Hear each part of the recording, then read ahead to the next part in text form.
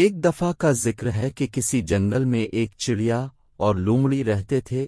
دونوں کی اکثر جنگل میں ملاقات ہوتی مگر آج تک دونوں ایک دوسرے کے گھر نہ گئے تھے۔ ایک دن لومڑی نے چڑیا سے کہا کہ کبھی تم میرے گھر دعوت کھانے آؤ، میں تمہارے لیے کچے بناؤں گی۔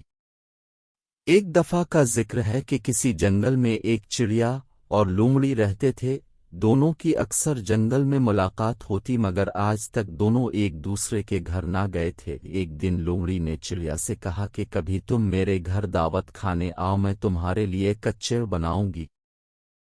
کیونکہ کھچڑی چڑیا کو بہت پسند تھی، اس لیے چڑیا نے لومڑی کی دعوت قبول کر لی۔ اگلے روز چڑیا دعوت کھانے لومڑی کے گھر گئی اور دونوں باتیں کرتے رہے۔ جب باتوں سے فارغ ہوئی تو لومڑی 3 پلیٹوں میں کھچڑی لے آئی اور اپنی پڑوسن بلی کو بھی کھانا کھانے وہاں بلا لیا۔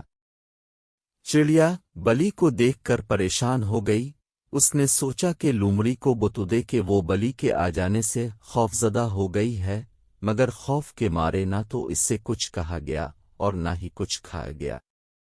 وہ دل ہی دل میں افسردہ ہو رہی تھی کہ آخر لومڑی نے آج ہی اپنی خونخوار پڑوسن کو یہاں کیوں بلا لیا ہے، مگر کچھ کہہ بھی نہ سکتی تھی کہ بلی کے تیز پنجے اس کے سامنے ہی تھے۔ وہ چپ چاپ ایک کونے میں دبک کر بیٹھی رہی۔ دوسری طرف میزبان لومڑی کھانے میں مگن تھی اور اسے اس بات کی کوئی پرواہ نہ تھی کہ اس کی مہمان بلی سے شدید خوفزدہ ہو گئی ہے، بلکہ وہ تو چڑیا کی یہ حالت دیکھ کر دل ہی دل میں ہنس رہی تھی۔ وہ بار بار چڑیا سے پوچھ رہی تھی کہ اور کھچڑی لاؤں، مگر چڑیا نے تو پہلے ہی کچھ نہ کھایا تھا اور مزید کھچڑی کیوں مانگتی، سو اس نے منع کر دیا۔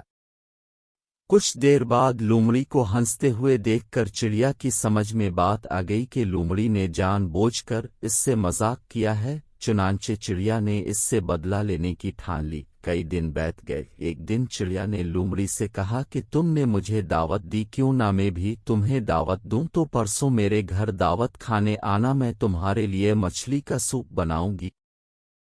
یہ سنتے ہی لومڑی کے منہ میں پانی آ گیا۔ لومڑی مقررہ دن اس کے گھر پہنچ گئی۔ سوپ کی خوشبو سونگھ کر اس کے منہ میں بار بار پانی آ رہا تھا۔ کچھ دیر بعد چڑیا اس کے لیے سوپ لائی۔ آج وہ خود تو مزے سے کھچڑی کھا رہی تھی، لیکن مہمان لومڑی سراہی میں سوپ نہیں پی سکتی تھی کیونکہ سراہی کا منہ لمبا تھا اور لومڑی کا منہ سراہی میں جا نہیں پا رہا تھا۔ لومڑی دعوت اڑانے کے لیے بےتاب تھی، مگر چڑیا کی ہوشیاری کی وجہ سے آج وہ صرف سراہی کو چاٹنے پر مجبور تھی۔ لومڑی چڑیا کو کہنا چاہتی تھی کہ وہ اسے سراہی کے بجائے کسی برتن میں سوپ پلو دے، مگر اپنی حرکت بھی اسے یاد تھی۔ اسے یاد تھا کہ اس دن چڑیا کو اپنے گھر دعوت پر بلا کر اس نے چڑیا کو بھوکا رکھا تھا اور اسے تنگ بھی کیا تھا۔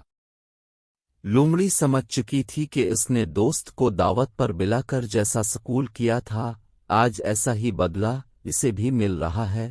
اس کو اپنی غلطی کا احساس ہوا تو اس نے چڑیا سے اپنی غلطی کی معافی مانگی، اور پھر چڑیا تو دل کی اچھی تھی ہی، اس نے بھی فوراً لومڑی کو معاف کر دیا اور بولی، بی لومڑی، جو ہوا اسے بھول جاؤ۔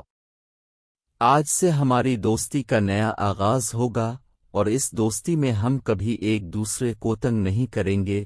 لومڑی نے ننھی سہیلی سے وعدہ کر لیا۔ پھر چڑیا نے اچھی طرح لومڑی کی خاطر تواضع کی اور اسے خوشی خوشی اپنے گھر روانہ کیا۔